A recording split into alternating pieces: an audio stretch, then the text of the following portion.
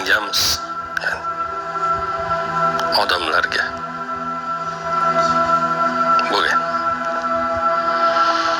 Bu hozir aytib bermoqchi bo'lganim hikoya Jaloliddin Rumiyning Masnaviysida keladi.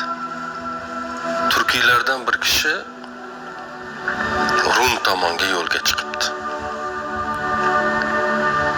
Bir karvon saroyiga to'xtab, u yerda biroz nafas rostlayman, dam olaman deb ulovni tashqariga qoldirib, o'zi ichkariga kirib, u yerdagi rumliklar bilan suhbat qilishibdi. Va aytibdiki, ey rumliklar, eshitamanki siz tomonda bir juda makkor bir yolg'onchi, ayni paytda o'zida usta bir o'g'ri bor ekan. Chevarlik bilan, tikuvchilik bilan shug'ullanar ekan. Shuni dong'ini har joydan eshityapman. Lekin aniq bilamanki, u meni aldolmaydi. Chunki men uncha-munchaga aldanadigan odam emasman. Shu paytgacha hech kim meni hali hech qachon aldagan emas. Hech bir masalada. Yutqizgan emasman, ya'ni chuv tushmaganman. Rumliklar debdiki, biroz katta gapiryapsiz hazrat.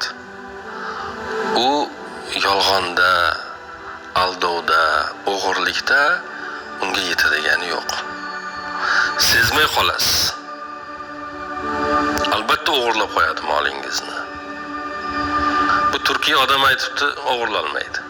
Xullas tortishibdi va garov bog'lashibdi.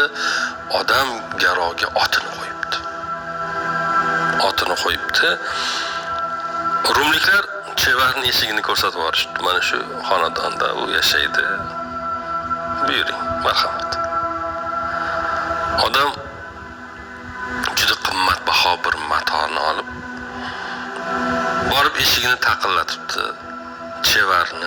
Chevar eshikni ochishi bilan xuddi 1000 yillik qadrdonni ko'rganday ta'zim qilib, qo'lini ko'ksiga qo'yib salom berib, juda hurmatini joyiga qo'yibdi. Xush kelibsiz bizning yurtlarga.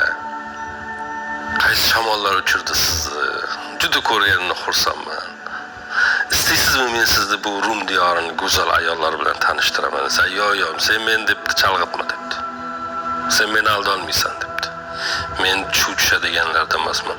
Yo, nega unday deyapsiz? Yuring, men sizni bu Rumda bo'ladigan juda zo'r jang san'atlari bor. Ular tomosha qildiraman. Ya yo'q, zo'r binolarimiz bor. Ya yo'q, kerak emas. Nima desa rad etaveribdi. Oxir aytibdi, men sen debdi, o'g'riligingni juda yaxshi bilaman debdi. Meni aldayman demagan, aldolmaysan baribir. Yaxshisi oldimda o'tir, ko'zimni uzmayman sendan. Bir lahza ham. Menga mana shu matoni tikasan, kiyim qilib, undan keyin ketaman. Sen meni baribir chuchira olmaysan, o'g'irla olmaysan, mendan hech narsa ola olmaysan debdi. Astag'firulloh hazratim debdi. Bunaqa gap bo'ladimi? Unaqa gap yo'q debdi. Men sizni o'g'irlamayman debdi. Men sizga yaxshi bir xizmat qilsam bo'ldi debdi. Matoni stolning ustiga tashlabdi. Odamning o'lchovlarini olibdi va suhbatga berilibdi. Bir latifalar aytibdi, boyagi odam qiqirlab kular ekan, boyagi turkiy. Shu kulganidan qahqaha otib kuldirar ekanda endi boyagi chevar turkiy odamni. Shu boshlari ko'tarilib kulganda odam ko'zi yumilib ketadi. Har ko'zi yumilganda qo'lida o'tkir qaychisi bor ekan, shu matoni bir chekkasidan olib pastga tashlayverar ekanda. Bir chekkasidan olib pastga tashlayverar ekan. Keyin to'xtabdi o'g'ri. Latifa aytishdan to'xtabdi. Keyin aytibdi, "Nega to'xtading? Juda zo'r latifalar aytayotganding. Davom et latifa aytishda. Men bunaqa latifalarni eshitgan emasman." desa, boyagi o'g'ri aytgan ekan, "Agar yana hozir bitta latifa aytsam, siz bu o'rtaga qo'ygan matodan sizga ichki kiyim ham chiqmaydi. To'nga deb olib kelganingiz matodan ichki kiyim ham chiqmaydi. Siz meni aldolmaysan, o'g'irlolmaysan. Mening ikki ko'zim ustingda bo'ladi. Bir qarish narsa ola olmaysan mendan devdingizmi? Devdingiz. Mana men hammasini olib qo'ydim, bir qarish qoldi. Siz sezmadingiz ama." degan ekan. Bu qissadan juda ko'p hissa chiqarsa bo'ladi.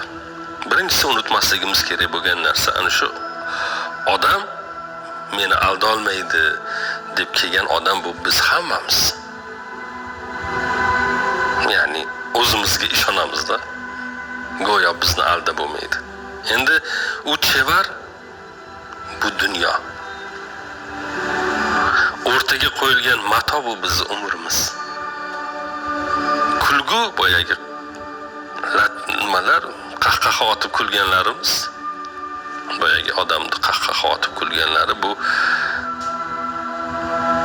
ichimizdagi hoy-havaslar chalg'itib qo'yadi bizni, band qilib qo'yadi.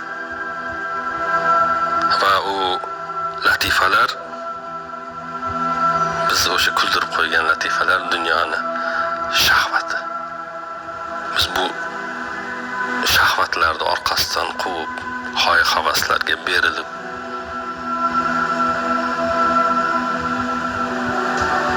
umrimizni hajlab qo'yganimizni, yo'qotib qo'yganimizni, sarflab qo'yganimizni har doim sezmaymiz.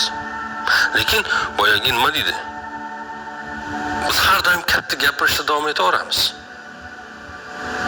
Men bunday odamman, men bunday odamman, meni aldab bo'lmaydi deb katta gapiramiz, lekin katta gapirmasligimiz kerak. Bu eng katta xato mana shu yerda. Eskida otalarimiz gapi bor. Nonni katta tishlaginda, ammo gapni katta gapirmagin.